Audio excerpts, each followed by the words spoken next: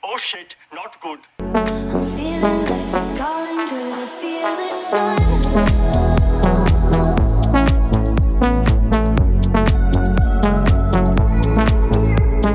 Hello ho sa inyo! For today's video, ayan nga ho, nasiraan nga ho ako ng cake kahapon, kaya naman for the ulit nga ho tayo. Alam niyo ba, yun na nga ho yung last na cake ko at i-deliver na talaga namin siya. Kaso nga, na-disgrasya pa, Diyos ko po, Rode. Pero bago nga ho ang lahat, ito nga ho yung unang cake ko na ginawa. Ito nga ho ay pang christening cake, na napakasimple nga lang ho ng design, kaya naman hindi nga ho ako masyadong nahirapan sa paggawa nito. Bali maaga nga lang din po ang deliver nito, 7 AM, kaya naman siya nga ho muna yung aking inuna. Ganun ho talaga yung ginagawa ko pag madami nga ho akong pa-order, ay kung ano nga ho yung unang deliver ay siya nga ho munang inuuna kong gawin. Pero syempre pag sinipag nga ho tayo ay sabay-sabay ko na rin nga ho nagagawa minsan yung aking mga cakes. Tapos ito nga ho ay printed toppers lamang. Bali aring design nga po na ari ay nagawa ko na rin dati. Kaya naman meron na nga ho akong nakastock na cake topper para diyan. At ito na nga ho yung final outcome ng ating cake. Maraming salamat Shena sa pag-order. At ito naman nga ho yung ating ginawang number cupcake. Ito nga ho ay maaga din ang deliver. Kaya naman ginawa ko nga rin din po agad ari. Ang design nga lang po pala nito ay Little Red Riding Hood tapos printed toppers lamang. Kalimitan nga ho sa aking mga number cupcakes ay ako na nga ho ang nagde-decide kung ano yung mga design niya. Kasi minsan talaga ang hirap pagka yung may isisend nga ho si client na design. Pero syempre, iba naman nga ho yung gawa natin. Kaya naman minsan talagang hindi carry i-achieve, lalo na nga ho yun sa piping ng ating icing. At diyan nga ho, naglagay nga lang po ako ng mga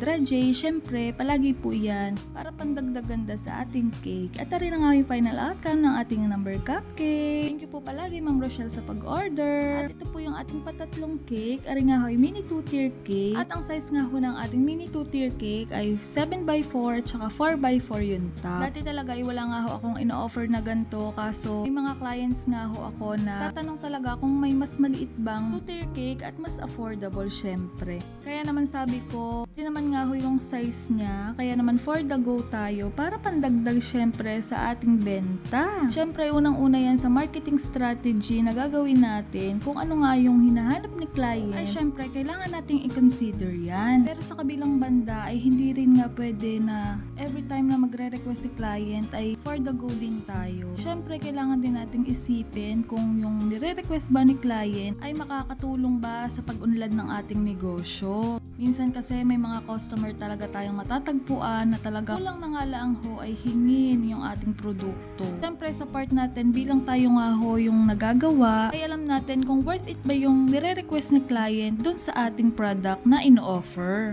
Bilang baker kasi 'di ba, hindi naman ganun kadali gumawa ng customized cake. Ayun nga ho yung akala ng ating mga clients. Pero syempre may mga clients din tayo na talaga appreciate kung ano man nga yung ating mga ginagawa. At kung siguro kayo ay nagtataka kung bakit nga ho ganito ang aking boses, ay talagang for the mahinhin nga muna tayo. At hindi nga ho pwedeng ura-urada ang ating boses at mga tulog na nga ho ang kasama ko dito sa bahay. Alam nyo, ang hirap talaga pagsabayin yung paggagawa ng cake, pagiging ina ko, at itong pag-e-edit nga, pagbablog na ito. Pero syempre, kinakaya natin para sa ekonomiya. Charot. Hindi syempre, kinakaya natin kasi nandito na tayo hihinto pa ba ako? Kahit alam ko na kaunti lang talaga yung nanonood sa akin, ay push pa din tayo. At ito na nga yung final outcome ng ating cake. Maraming salamat Ma'am Jodeline sa pag-order. At ito naman nga ho yung ating pang-apat na cake, kung hindi nga ho ako nagkakamali.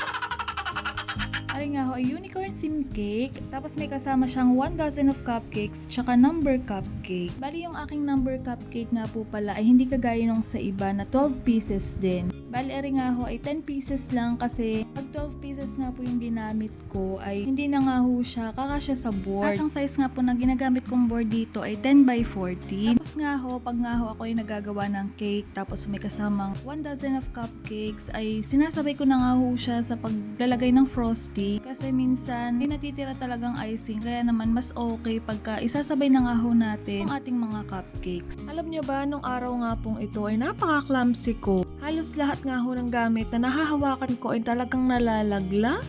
Abay kainaman na, hindi ko nga ho alam kung ako ba ay natataranta. Hindi naman nga ho late ang aking cake. Siguro ako laang ay excite gawin yung pinakalas nga ho nating cake. At rin na nga ho yung final outcome ng ating mga unicorn theme cake. At syempre maraming salamat Mary Ann at Jessica sa pag-order. At pagkatapos ko nga ho mag-almusal ay talagang nag-crave pa nga ho ako din sa tinira ko nga hong cake in tab na ubi ema de leche. Pero syempre pinigilan ko talaga yung sarili ko na konti nga lang yung nakain ko. At yan nga ho, ito na nga ho yung ating last na cake na talaga namang kabuting kabute. Diyos ko po! Hindi ko na nga ho na video kung paano ko siya inassemble kasi talaga namang gusto ko na naman mag-focus. Bali, ang size nga po na ginamit ko dito ay 4x4 yung pinakababa, tapos 5x3 yung pinaka-top niya. Pero yung huli nga po, hindi ako masyadong nasiyahan talaga. Dinagdagan ko talaga siya ng isang layer ng size 6 para nga ho mas lumapad yung pinaka-ilalim niya. Kasi yan nga ho, habang nagagawa ko, talaga namang katsikahan ko na naman ang mga pakap. Habang ginagawa ko talaga tong cake na to, ay nako, Diyos ko, kung ano-ano mga chika, at puro tawanan lang talaga. Hanggang sa iyan nga ho, magbabox na ako. Tapos na talaga. Diyos ko po. Iyan nga ho ay mga 1:30 PM. At 3 PM nga ho, kailangan tong cake na to. Hanggang sa Diyos ko talaga. Sakto naman hindi nga ho ako naka-video at kausap ko nga ho ang mga pakak. Ay wari ko naman nga ho talagang ako'y napasigaw ng bonggang-bongga. Dapat po kasi dodoblihin ko nga yung board. At ang malaking pagkakamali ko nga ho ay hindi ko siya nilagay sa drum board. Kaya nga ho siguro natumba siya. Talagang ako nga ho ang unang nakadakma din sa cake na are.